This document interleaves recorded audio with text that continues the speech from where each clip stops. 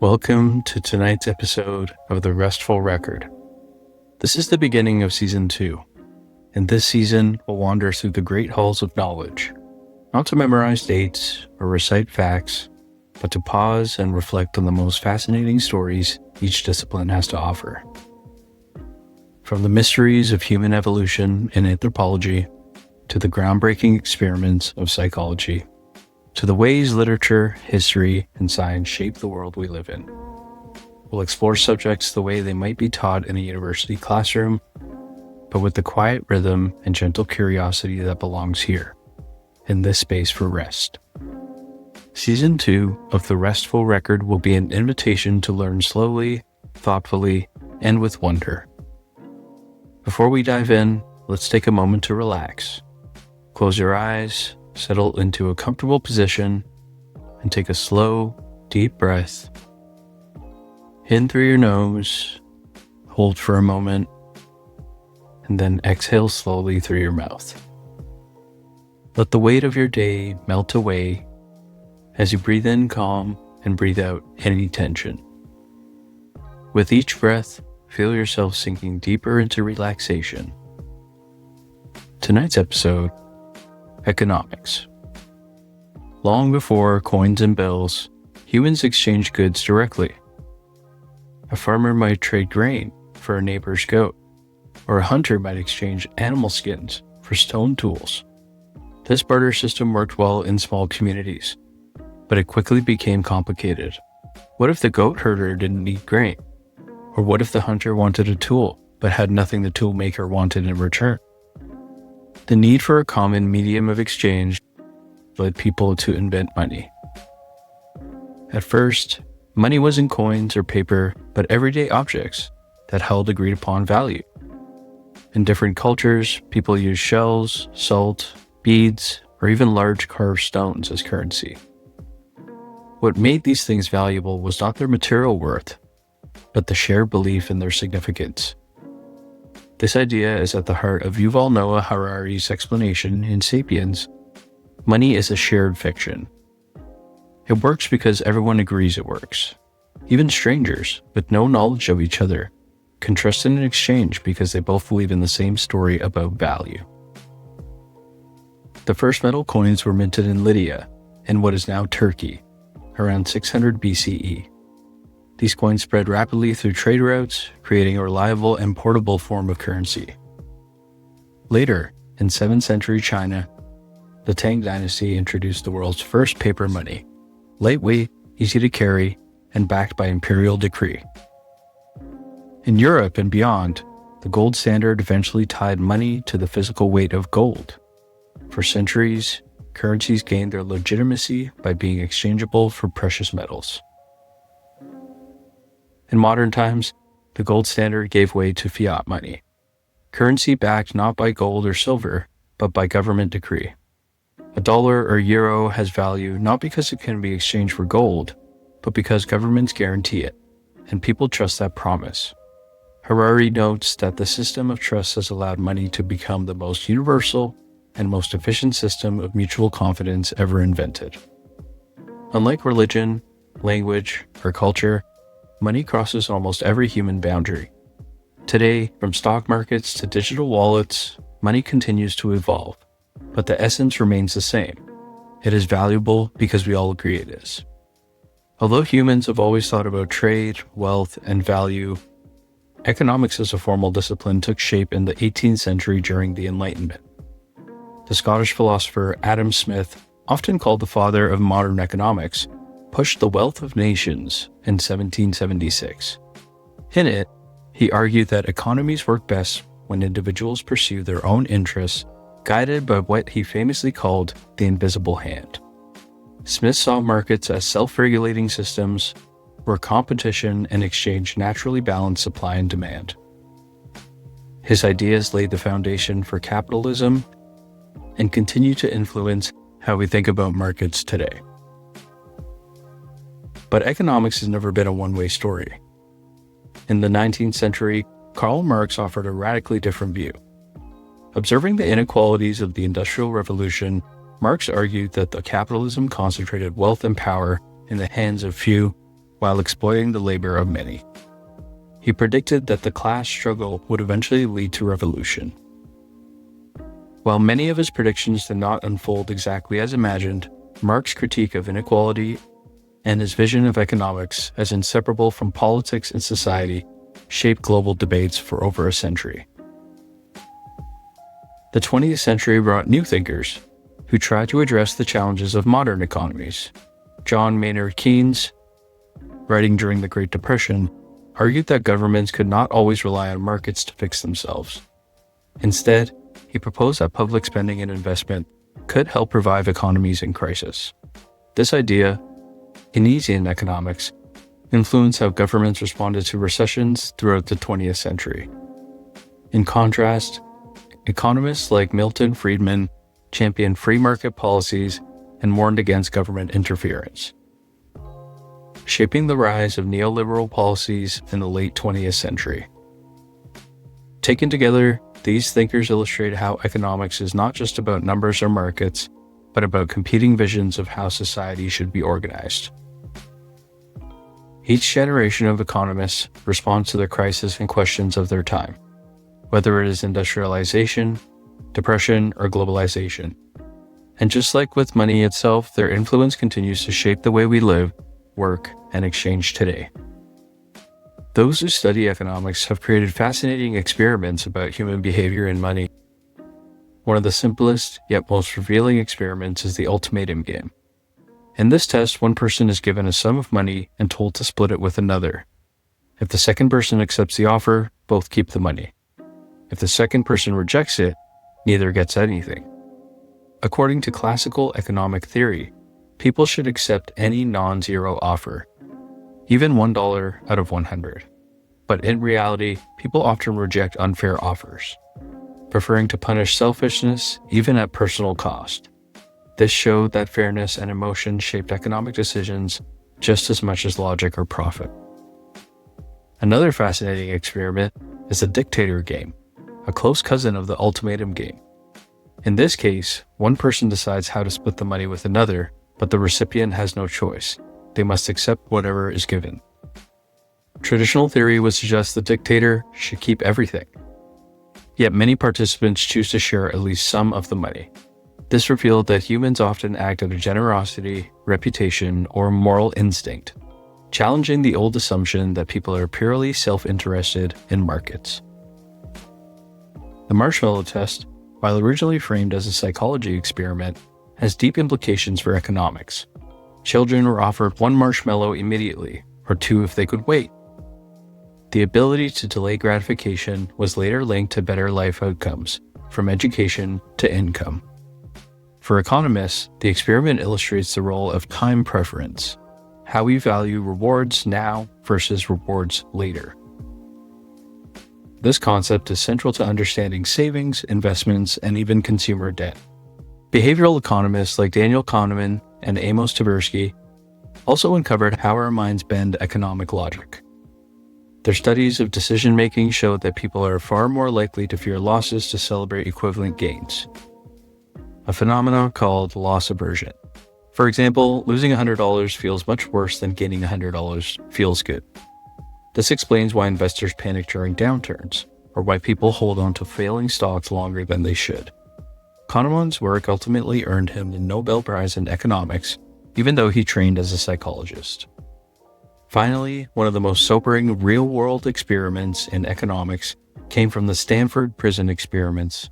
While not a traditional economic experiment, it revealed how systems and incentives can create outcomes far beyond individual intentions.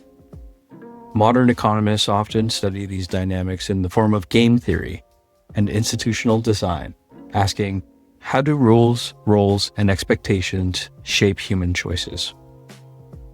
But experiments are not only an academic setting. In the 1970s, economist Muhammad Yunus in Bangladesh began experimenting with what became known as microcredit. He noticed that poor villagers, especially women, often needed only small amounts of money to start businesses or improve their livelihoods. A few dollars to buy chicken, seeds, or tools. Traditional banks considered them too risky and refused to lend. Yunus tested the idea of giving out very small loans without collateral, And to the surprise of many, repayment rates were remarkably high. This experiment grew into the Grameen Bank and eventually into the global microfinance movement, which has transformed the way we think about poverty and credit. Field experiments have also been powerful in understanding how people save. In Kenya, researchers tried giving rural households access to simple savings accounts. Some families received accounts with small incentives, like a lockable box, to keep money safe, while others did not. The study found that even small interventions dramatically increased saving rates, helping families weather financial shocks. These experiments highlighted how barriers to savings are not always about income, but about trust, habit, and behavioral nudges. One of the most striking large-scale studies took place in Mexico. This initiative offered poor families cash transfers, but only if children attended school and received regular health checkups. The program was designed as an experiment, with some communities included and others not, so the economists could compare outcomes. The results were dramatic. Higher school enrollment, improved health, and better nutrition. Today, this model of conditional cash transfers has been replicated in dozens of countries worldwide, reshaping how governments tackle poverty. These real-world economic experiments show that human behavior does not always match the tidy predictions of theory. People make choices in context, influenced by trust, family, and opportunity. And sometimes small nudges can change lives on a large scale. Like the laboratory games, these field experiments revealed that economics is ultimately about people, their needs, their hopes, and the systems that either hold them back or help them thrive. Markets have always reflected both human ingenuity and human folly. One of the earliest famous examples is the tulip mania in the Netherlands during the 1630s. Tulips, newly imported from the Ottoman Empire, became symbols of wealth and status. Prices for rare tulip bulbs skyrocketed, sometimes costing more than houses. But the bubble eventually burst. People who had invested their life savings lost everything, and the event became the first recorded instance of a financial mania, illustrating how emotion and speculation can distort value. Fast forward to 1929 and the Wall Street crash, which triggered the Great Depression. Overconfidence, risky investments, and the speculative boom of the 1920s created a fragile market. When stock prices began to fall, panic spread, causing millions of investors to sell at any cost. Banks failed, unemployment soared, and the global economy ground to a halt. The Great Depression reshaped governments' roles in economies, leading to Keynesian policies aimed at stabilizing markets and protecting citizens from such extreme collapses. More recently, the 2008 financial crisis exposed the dangers of complex financial products and global interconnectedness. Banks had invested heavily in subprime mortgages, loans made to borrowers with high risk of default. While housing prices fell, mortgage-backed securities lost value, triggering a cascade of failures. Lehman Brothers went bankrupt, and the ripple effect shook economies worldwide. Governments responded with bailouts and stimulus programs, but the crisis revealed that modern markets, despite their sophistication, remain vulnerable to fear, greed, and systemic risk. Crashes are not just historical events. They reveal the psychology behind economics.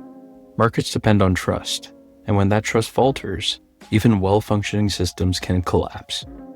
Speculation, herd behavior, and the fear of missing out often amplify small shocks into large crises. From tulips to subprime mortgages, these events remind us that economics is never just numbers on a page. It is deeply human, full of emotion, belief, and sometimes panic. In 2009, a mysterious figure known as Satoshi Nakamoto introduced Bitcoin, a new kind of money. Unlike traditional currencies, Bitcoin was decentralized. It required no bank or government to issue it. Instead, it relied on a technology called blockchain, a digital ledger that records every transaction across countless computers around the world. Each block in the chain contains a batch of transactions, verified by a network of participants, making the system highly transparent and difficult to tamper with. Bitcoin promised a radical shift, a currency based entirely on trust in mathematics and code, rather than institutions or governments. Early adopters could mine Bitcoin by solving complex computational problems, earning new coins as a reward. Over time, Bitcoin became a speculative asset, rising and falling in dramatic swings. Its volatility has both fascinated and alarmed economists, showing that even new systems of trust are not immune to human behavior, fear, and greed. Blockchain technology has grown far beyond currency. Today it underpins smart contracts, decentralized finance, and non-fungible tokens, NFTs, which represent digital ownership of art, music, and other assets. The promise is a system where verification and trust no longer rely on a central authority, but on collective agreement and cryptographic security.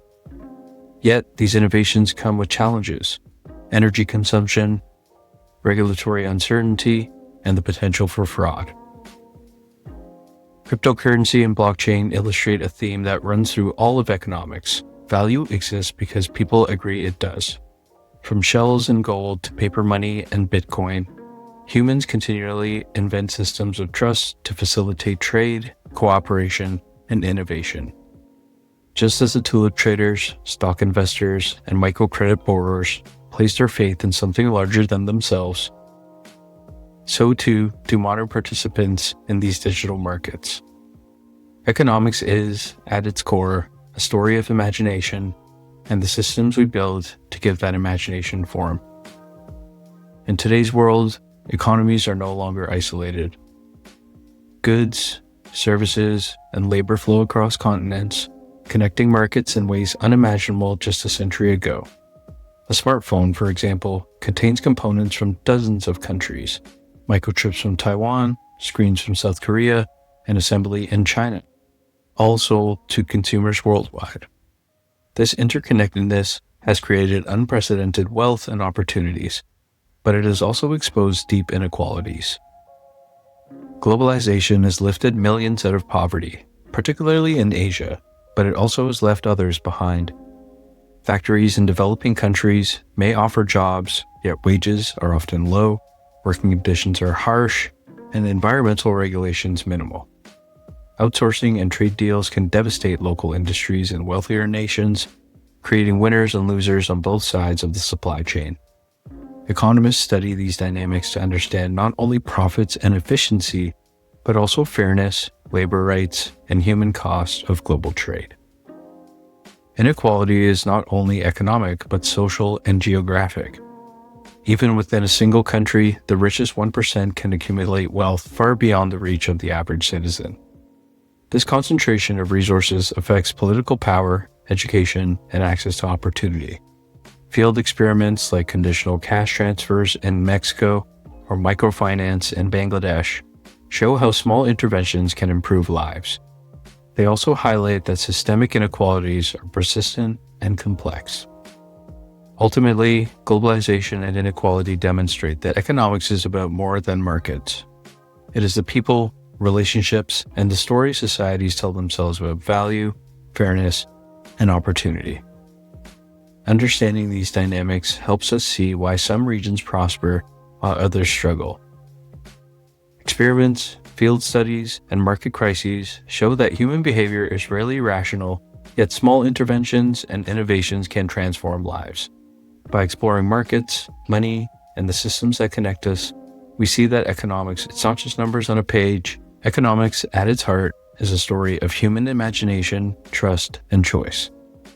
From the first shells and coins to complex global markets and cryptocurrencies, it reveals how people assign value, cooperate, and sometimes fail spectacularly.